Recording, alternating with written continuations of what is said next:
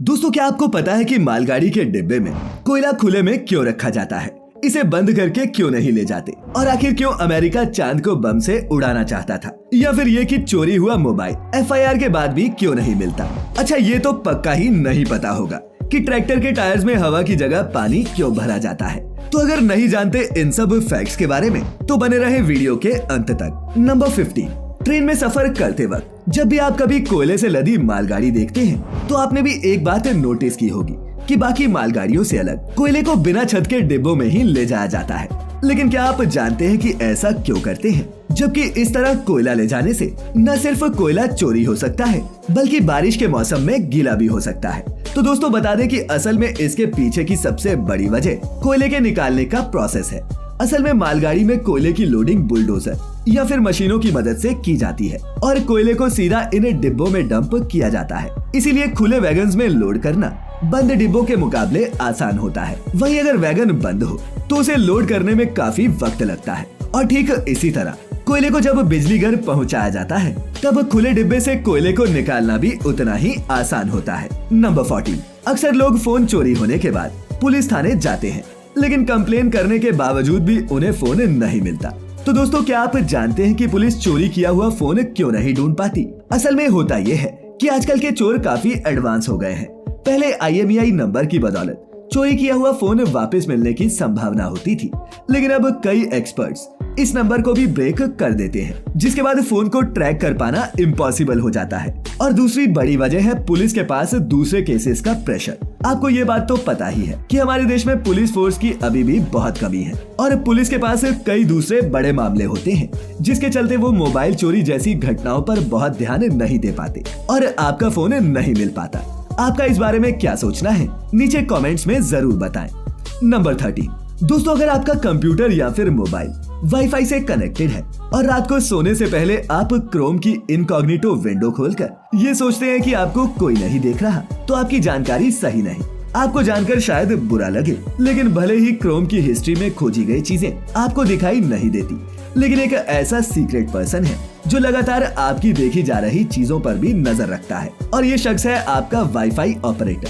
असल में आपके इंटरनेट सर्विस प्रोवाइडर यानी कि ISP के पास ये सारी जानकारी स्टोर होती है कि आप क्या क्या सर्च कर रहे हैं और आपने ब्राउजर पर कौन कौन सी वेबसाइट्स ओपन की है। बता दें कि ऐसा सेफ्टी रीजंस की वजह से किया जाता है। इसीलिए अगली बार क्रोम की इनकॉग्निटो विंडो खोलें तो ये बिल्कुल न समझे कि आपको कोई नहीं देख रहा। नंबर 12, दोस्तों, बॉलीवुड के दबंग सल्लू भाई के सामने एक ऐसा मौका भी आया था जब उन्हें बॉलीवुड के अन्ना यानी कि सुनील शेट्टी के पैरों में गिरना पड़ा था, और वो भी एक लड़की की वजह से। हुआ दरअसल ये था कि बलवान फिल्म के बाद सुनील शेट्टी को एक फिल्म के लिए ऑफर आया और उन्होंने हाँ कर दी। इस फिल्म में सोमी अली भी काम करने वाली थी, लेकिन जब उन्हें पता चला कि सुनील शेट्टी उनके अपोजिट रोल में है तो उन्होंने काम करने से मना कर दिया। लेकिन इसके बाद सुनील शेट्टी की फिल्में लगातार हिट होती चली गई और सोमी अली की मूवीज फ्लॉप होने लगी। उस दौर में सोमी सलमान खान की गर्लफ्रेंड थी और उनका करियर काफी खराब चल रहा था। उसी दौरान सुनील शेट्टी को अंत नाम की एक और फिल्म ऑफर हुई जिसमें सोमी अली उनके अपोजिट थी, लेकिन इस बार अन्ना ने काम करने से मना कर दिया, जिसके बाद अपनी गर्लफ्रेंड का करियर बचाने के लिए सलमान ने सुनील शेट्टी के आगे हाथ जोड़े थे, जिसके बाद सुनील भी काम करने को राजी हो गए। नंबर 11, दोस्तों, भालुओं की प्रजातियों में पोलर बियर एक ऐसी प्रजाति है जो अपने बच्चों की रखवाली करने के लिए जानी जाती है। लेकिन क्या आप जानते हैं कि पोलर बियर कई बार अपने ही बच्चों को खा जाते हैं? असल में ऐसा इसलिए होता है क्योंकि अंटार्कटिका के एरिया में मिलने वाले इन पोलर बियर्स को कई बार हफ्तों भूखे रहना पड़ता है। इस वजह से जब उन्हें खाने को और कुछ नहीं मिलता तब मजबूरी में उन्हें अपने ही बच्चों को मारकर खाना पड़ता है। वैसे दोस्तों, ये बहुत ही रेयर है क्योंकि पोलर बियर्स अपने बच्चों के लिए कुछ भी करने को तैयार होते हैं। नंबर 10, दोस्तों, एक वक्त ऐसा था जब अमेरिका चांद को उड़ाने की पूरी प्लानिंग कर चुका था। असल में हुआ ये कि दूसरे विश्व युद्ध के बाद जब कोल्ड वॉर का वक्त आया तब अमेरिका और रूस के बीच की जंग अंतरिक्ष तक चली गई। दोनों देश अंतरिक्ष पर कब्जा करने की कोशिश करने लगे। ऐसे में साल 1959 में रूस ने अपना स्पुतनिक लॉन्च किया। तब अमेरिका के अंदर की बेचैनी और बढ़ गई और रूस की बढ़ती पावर को देखकर अमेरिका ने सोचा कि एक साथ कई बम लगाकर अगर वो चांद को उड़ा दे तो अमेरिका सुपर पावर का दावेदार बन जाएगा। लेकिन बाद में इस प्लान को टाल दिया गया और इस प्लान को टालने के बाद अमेरिका की दूसरी प्लानिंग ये थी कि वो चांद पर अपना बेस बनाएगा। जिससे वो दुनिया पर अपना दबदबा कायम रख सके। नंबर 9। दोस्तों आज HP कंपनी भी शायद एप्पल को टक्कर देने वाली एक कंपनी होती, लेकिन अपने एक एम्प्लॉय के टैलेंट को वो ढंग से पढ़ नहीं पाई और इसका रिजल्ट ये रहा कि एप्पल दुनिया की सबसे बड़ी कंपनी बन गई और HP जितनी तरक्की कर सकती थी उतनी नहीं कर सकी। असल में HP का ये एम्प्लॉय पर्सनल कंप्यूटर बनाने के आइडिया पर काम कर रहा था, लेकिन उस वक्त HP को लग रहा था कि पर्सनल कंप्यूटर जैसा कोई कॉन्सेप्ट एग्जिस्ट ही नहीं करता। इसीलिए स्टीव वॉज़नियाक नाम के इस शख्स ने अपने इस आइडिया को अपने एक दोस्त स्टीव जॉब्स के साथ शेयर किया और जॉब्स को ये आइडिया बहुत पसंद भी आया। इसी आइडिया के साथ एप्पल का पहला पर्सनल कंप्यूटर एप्पल 1 बना। और दोस्तों आपको बता दें कि आगे चलकर स्टीव वॉज़नियाक को ही एप्पल का ब्रेन कहा जाने लगा। नंबर 1। दोस्तों हमारे देश के जासूस भी जेम्स बॉन्ड मूवी से कम नहीं है। ऐसे ही एक जासूस थे जिन्होंने 7 सालों तक पाकिस्तान में अंडरकवर एजेंट की तरह काम किया। पाकिस्तान में रहते हुए उन्होंने एक मुसलमान व्यक्ति के रूप में खुद को डाला और कभी भी किसी को ये भनक नहीं लगने दी कि वो असल में एक हिंदू है। वहाँ रहते हुए उन्होंने कई इंपॉर्टेंट और स्ट्रेटेजिक जानकारियां निकाली और पाकिस्तान को इसकी भनक तक नहीं लगी। दोस्तों अगर आप अब तक नहीं समझ पाए हैं तो बता दें कि हम बात कर रहे हैं वर्तमान राष्ट्रीय सुरक्षा सलाहकार अजीत डोभाल की, जिनकी लाइफ किसी एक्शन फिल्म से कम नहीं है और जिन्होंने अपनी सूझबूझ से कई मुश्किल हालातों से भारत को बाहर निकाला है। बालाकोट एयर स्ट्राइक से लेकर नॉर्थ ईस्ट में घुसपैठ को रोकने तक में डोभाल की एक अहम भूमिका है। बता दें कि वो 1968 बैच के IPS अधिकारी हैं और आज इनकी पावर एक कैबिनेट मंत्री के बराबर है। नंबर 7। दोस्तों आपने स्पाइडरमैन फिल्म में स्पाइडर की ताकतों से दुनिया को बचाने के कई हीरोइक काम जरूर देखे होंगे, लेकिन क्या आप जानते हैं कि एक वक्त ऐसा भी था जब मकड़ी के इस जाल का प्रयोग चोट पर पट्टी बांधने के लिए किया जाता था। जी हाँ, प्राचीन रोम और ग्रीस में मकड़ी के जाल को चोट पर पट्टी के तौर पर इस्तेमाल किया जाता था। वैज्ञानिकों का मानना है कि मकड़ी के जाल में विटामिन K होता है जो बहते खून को रोकने में मदद कर सकता है। नंबर 6। दोस्तों आजकल टी बैग का चलन काफी बढ़ गया है, लेकिन क्या आपने कभी सोचा है कि आखिर ये टी बैग कैसे बने?